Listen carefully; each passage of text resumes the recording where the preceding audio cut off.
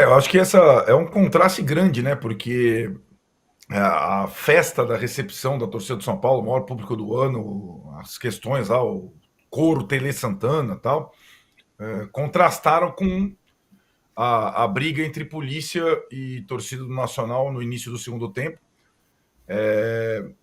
Até agora, o São Paulo acabou de soltar um comunicado lá. O São Paulo Futebol Clube informa que nessa manhã foi realizada a avaliação de danos no Morumbi na área da torcida visitante. Foram quebrados ou arrancados um total de 65 assentos, que começaram a jogar os assentos contra a polícia. Foi aquela. No pedacinho da torcida visitante, na cidade da torcida única. Arrancaram, tá aí a ilustração das coisas, né? Aí das cadeiras vermelhas quebradas. E também, né, esse fato, e sobretudo o mal súbito do jogador do Nacional no final do segundo tempo, foram fatos que digamos assim, atrapalharam a noite, deixaram a noite não completa, né? Porque a sintonia da torcida do São Paulo com a Libertadores, com o time, e curiosamente, né, Tironi, eu até falei para você ao lado, o Nacional, ele reagiu aos dois momentos de parada, inclusive ao seu jogador dramaticamente levado para a ambulância, imediatamente.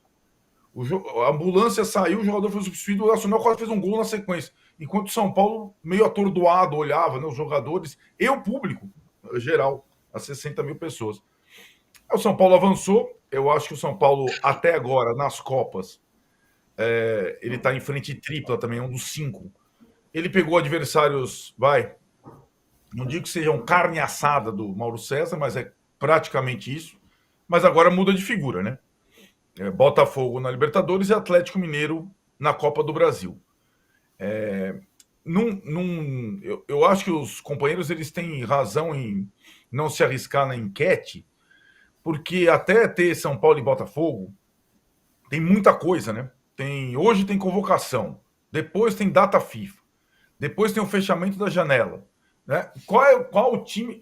Vamos combinar que o Botafogo na janela, até agora, foi o protagonista do futebol brasileiro, né? Por diversas razões. Os jogadores do Botafogo que decidiram o confronto com o Palmeiras, praticamente todos foram contratados nessa janela, do meio do ano. O Botafogo entrou para jogar com o Palmeiras com um jogador do time do ano passado, o Marlon Freitas. É incrível isso, cara. Um jogador do time da virada lá do Rio. Né? O São Paulo, que fez uma janela muito discreta, tem alguns. Agora começou a ter problema de lesão de novo. Mas quando tem o time titular à disposição, a maioria dos seus jogadores, é um time forte. É um time que toma pouco gol. É um time que não é brilhante como o Botafogo muitas vezes é. Não é tão linear como o Palmeiras é. Não é desequilibrante como o Flamengo é quando está inspirado. Mas é um time que é capaz de jogar contra esses todos aí. Né? Ele tem casca de competição. Né? E aí ele vai nessa tentativa de via Copas, ganhar um outro título, como fez o ano passado com a Copa do Brasil. A atmosfera ontem no estádio era muito parecida com aquela da semifinal contra o Corinthians, da Copa do Brasil, e a final contra o Flamengo. E o São Paulo também é um time que, nos seus domínios, ele é muito forte. Então, vai decidir o confronto com o Botafogo em casa. E até lá, talvez, se conseguir um ou outro reforço para essa frente tripla, em uma semana, a janela fecha dia 2 de setembro, ele pode até equilibrar as coisas e passar pelo Botafogo. Eu não duvidaria isso, dependendo da situação dos dois até lá. Ô, Arnaldo, só um minutinho. Essa nota do São Paulo só se refere às cadeiras. Não tem nenhuma linhazinha sobre a violência da polícia? Não, nada. Você acha? Não tem nada. Não houve violência nenhuma. Os torcedores do Nacional que fizeram toda essa lambança. Só uma observação importante, Trajano. Hoje, quando você vai ao estádio do Morumbi, praticamente não tem contato com a polícia militar. A revista é feita por seguranças do próprio São Paulo. Eu e o Tironi, a gente não cruzou com nenhum PM, para não dizer um PM que com 60 mil pessoas tentava empurrar os mesmos 60 mil por um portãozinho só e não deixava as pessoas... Só isso. Os PMs apareceram, de repente, lá na torcida do Nacional, e aí, no intervalo, já deu para perceber que tinha confusão lá na Boca. E aí explodiu tudo depois do segundo gol do São Paulo. Né? Mas qual é a surpresa de não haver uma linha sequer em relação à PM? Nenhuma. Se o presidente do São Paulo é unha e carne com o governador e estão juntos nos mesmos... Fazendo as obras lá, né? A obra para canalização do córrego. Né? Exatamente. Então... Danilo, deixa eu falar uma coisa. O Danilo tinha uma informação sobre aquele criminoso que fez aquele gesto, sei lá, absurdo lá no jogo do Palmeiras. Ele foi já banido, não é isso, Danilo? O Danilo é uma estátua de sol. Paralisado. Bom, então eu informo que o Danilo falou aqui para mim que o torcedor, ou que, como a gente pode chamar aquele cara que mostrou a genitália ali para uma torcedora do Botafogo, ele foi banido do sócio torcedor do Palmeiras. Pois é, de entrar. Mas queremos o nome dele. Queremos o nome dele, como fez o Botafogo, ao dar o nome daquele racista que fez lá os gestos que fez contra o torcedor do Fluminense, assim como, porque se não der o nome, o Palmeiras estará agindo como agiu, por incrível que pareça, a OAB do Rio de Janeiro, que ao advertir este mesmo torcedor do Botafogo, cujo nome o Botafogo tornou público, na nota da OAB do Rio de Janeiro não cita o nome. Uma coisa absolutamente ainda mais burra. Pois é. Muito bem, então tá aí, o São Paulo passou, vai encarar o Botafogo, um jogo muito enroscado para os dois, né? E aqui a nossa enquete, Trajano, eu duvido que você, como ninguém sabe responder, como você mesmo disse, é muito difícil, eu duvido que você saiba quem está ganhando aqui. Se a gente não sabe responder, eu acho que o número é 0 de respostas. Não, porque a galera aqui responde. Galera tá. Vamos lá, então eu tô curioso. Galera tá participando. De qual confronto sai o campeão da Libertadores? Atlético e Fluminense, 4%. River Plate e Colo-Colo, 12%. Penharol e Flamengo, 40%. São Paulo e Botafogo, 44%. Por enquanto, estamos assim. Dá para entender. Ô, Mauro, ontem o Flamengo... Né? O Flamengo resistiu à altitude, exato. Resistiu à altitude do Bolívar, perdeu de 1-0, com o Rossi pegando tudo ontem.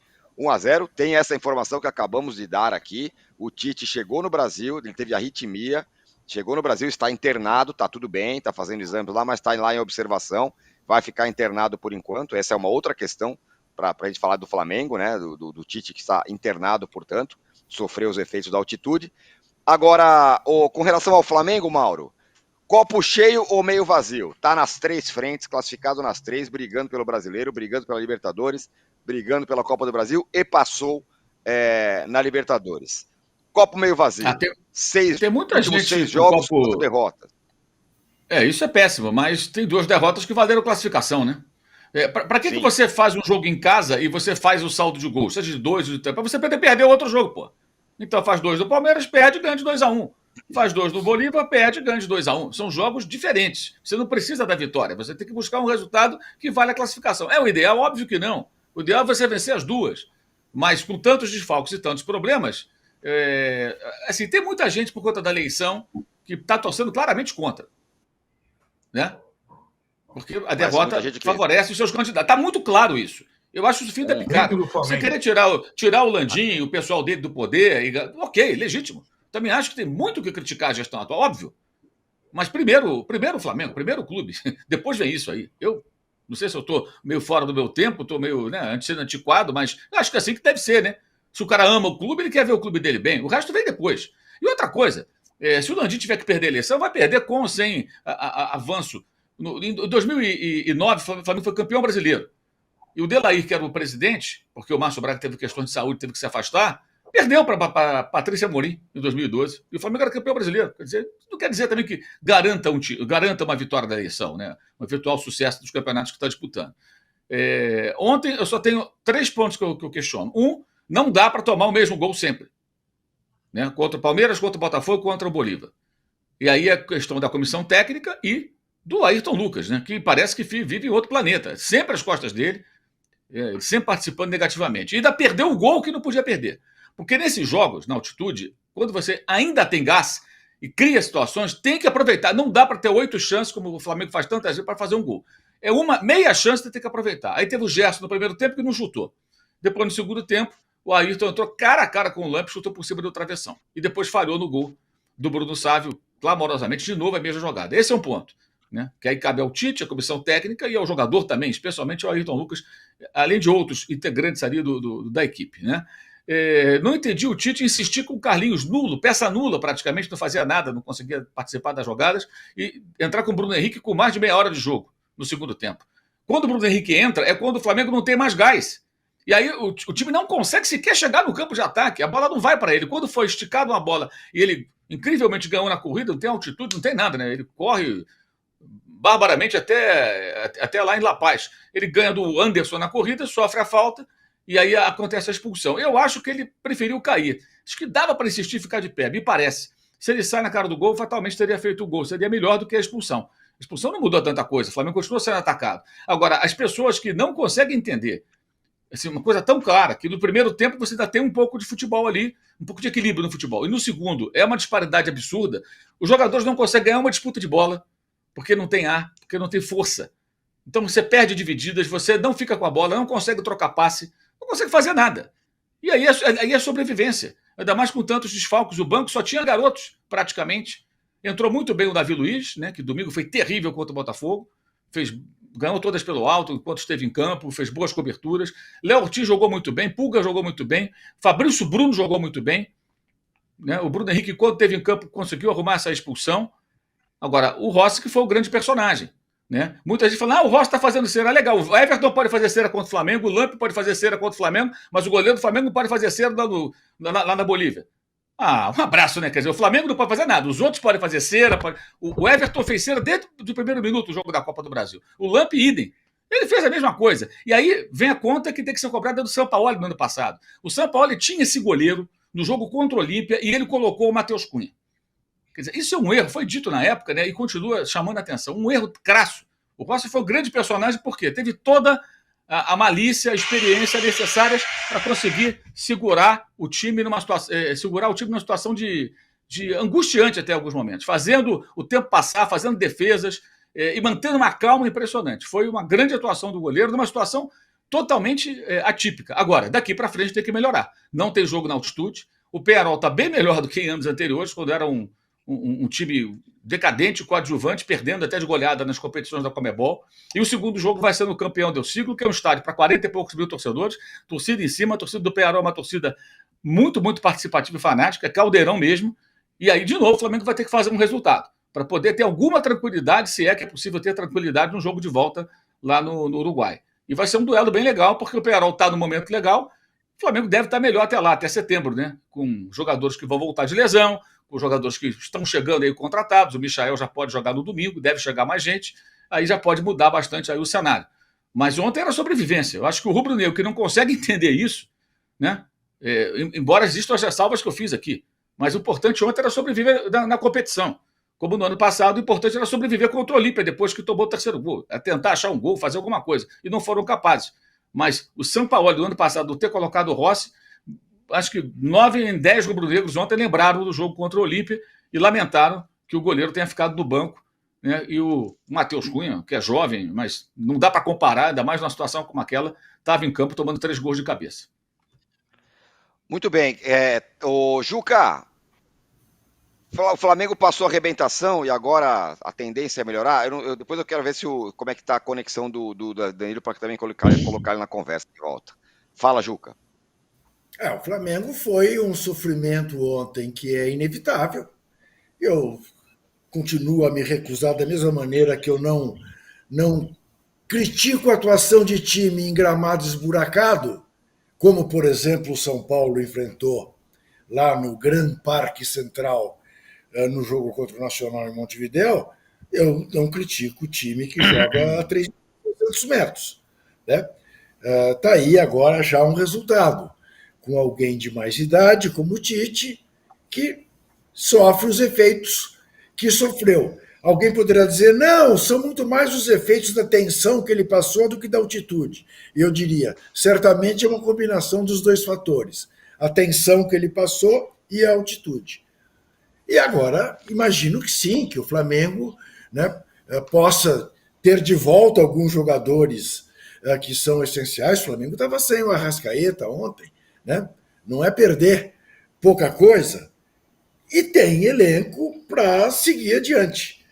Eu sempre digo, tem Flamengo, eu aponto como favorito. Hoje menos. Ontem temi.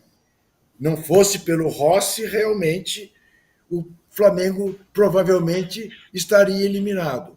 Agora o mundo mudou. Agora veja que absurdo, né? Que são os absurdos, né? Que a gente tem que conviver. O Peñarol é, sem dúvida nenhuma, muito mais time hoje, sempre foi, do que o Bolívar. É menos complicado para o Flamengo jogar com o Peñarol do que com o Bolívar. É um embate em 180 minutos menos complicado. Embora seja complicado, mas é menos.